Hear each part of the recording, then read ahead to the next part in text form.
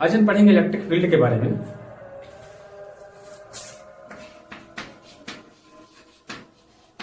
Electric field ये हमारा topic है। जैसा कि आप जानते हैं, अगर दो चार्ज है आपके पास में और ये दोनों लाइक चार्ज हैं, क्या आपके लाइक चार्ज हैं, इनके बीच में कुछ डिस्टेंस है, ये दोनों एक दूसरे पे एक रिपल्सन फोर्स लगाते हैं, जैसा कि आप जानते हैं। और अगर दो चार्ज है आपके पास में और दोनों अनलाइक चार्ज हैं, दोनों क्या एक तरह का एक फोर्स लगेगा, उसे क्या बोलते हैं? Attraction force. क्या बोलते हैं? अट्रैक्शन फोर्स बोलते हैं। जैसे मान लो मैं यहाँ पे हूं और मुझसे थोड़ी दूरी पे कोई आदमी है, हम दोनों में क्या है, एक तरह का फोर्स लग रहा है, या वो मेरी तरफ आ रहा है, मुझसे दूर जा रहा है। इसका मतलब क्या है?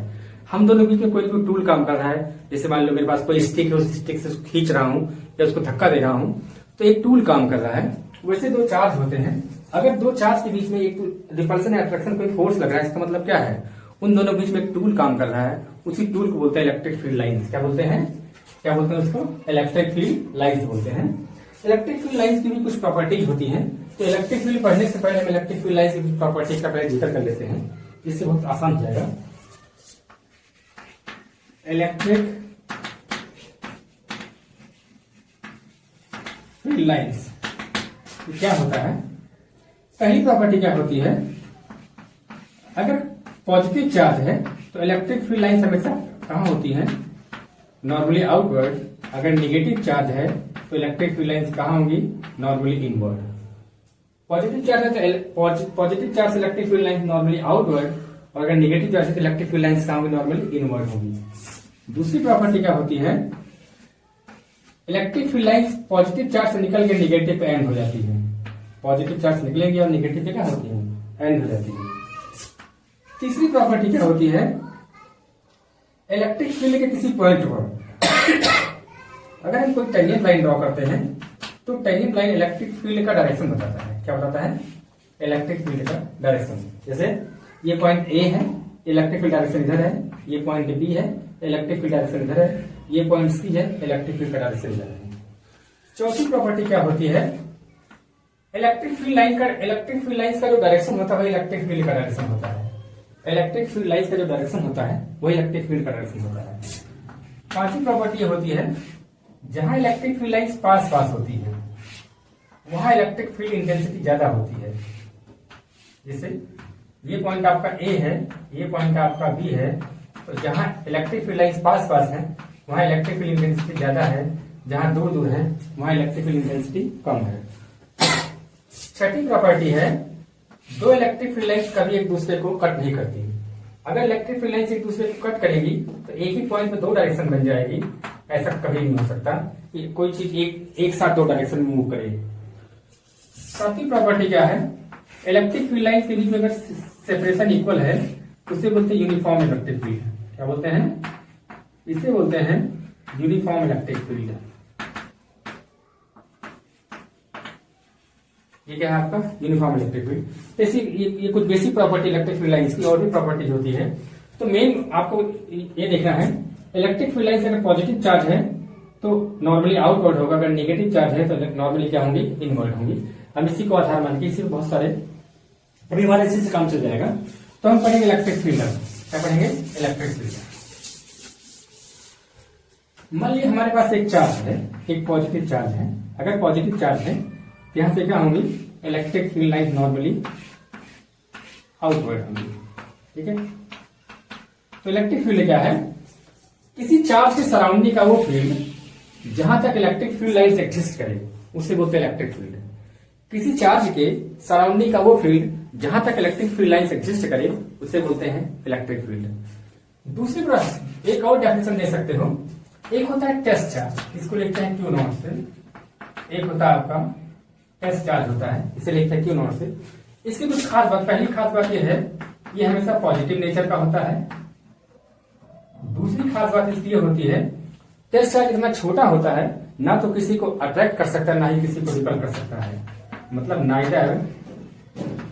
नाइदर अट्रैक्ट नॉट रिपल, ना तो किसी को अट्रैक्ट कर सकता है और ना ही किसी को रिपल कर सकता है एक टेस्ट चार्ज। ये दो प्रॉपर्टी होती है।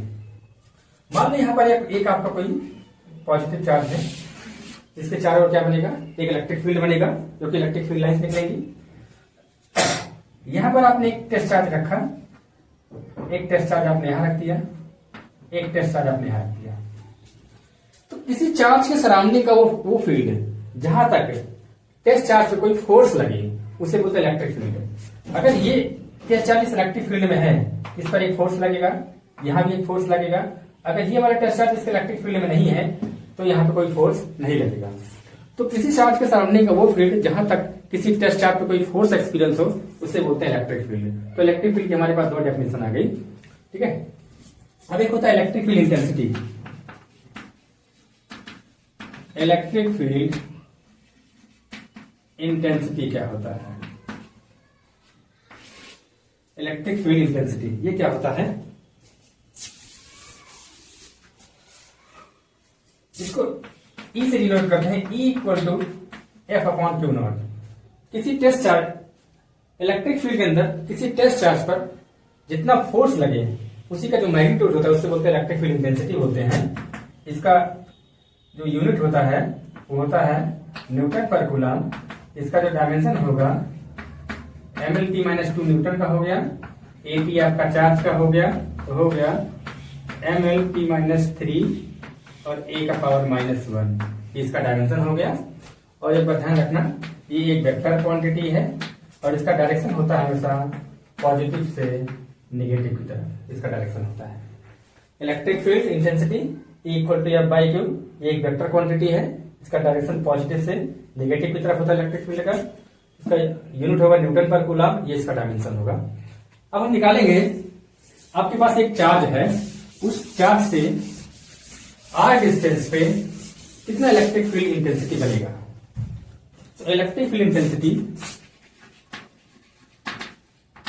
Electric field intensity due two point charge,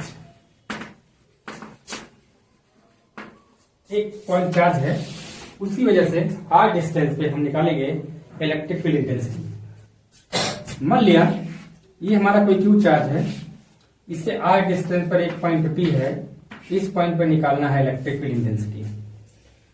electric field intensity निकालने की बिल्कुल सिंपल सी बात है, जिस पॉइंट आपको इलेक्ट्रिक फील्ड इंटेंसिटी निकालनी वहां एक टेस्ट चार्ज मानेंगे। तो यहां हम एक छोटा सा टेस्ट चार्ज मानेंगे। मैंने बार बार बताया टेस्ट चार्ज का नेचर जो होता है हमेशा पॉजिटिव होता है और वो इतना छोटा होता है ना तो किसी को अट्रैक्ट कर सकता है ना ही किसी को रिपेल कर सकता है। ये वाला चार्ज इस पे एक फोर्स लगाएगा, इसको हमने एफ बना दिया। तो हमें यहाँ पे इलेक्ट्रिक फील्ड इंटेंसिटी निकालनी है, तो ये वाला पहले फोर्स निकाल लें, 1/4 पाई F∁0 Q not by R square.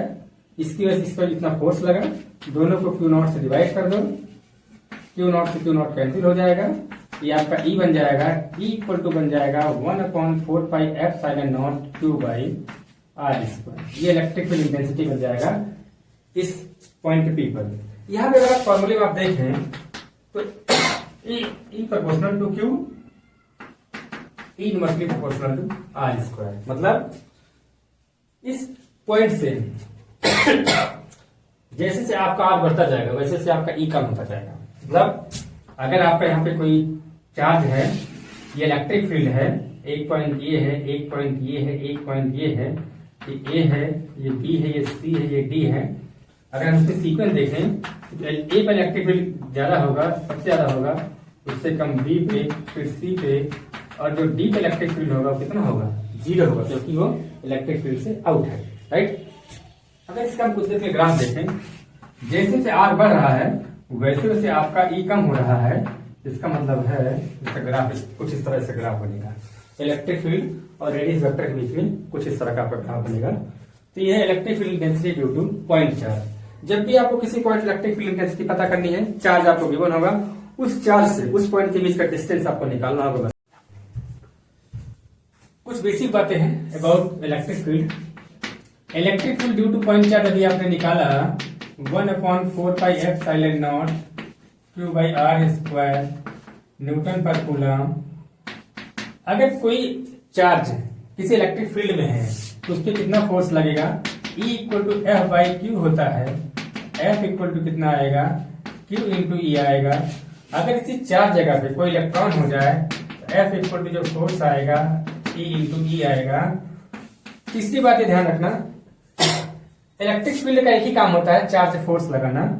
तो electric field is always exert a force on charge।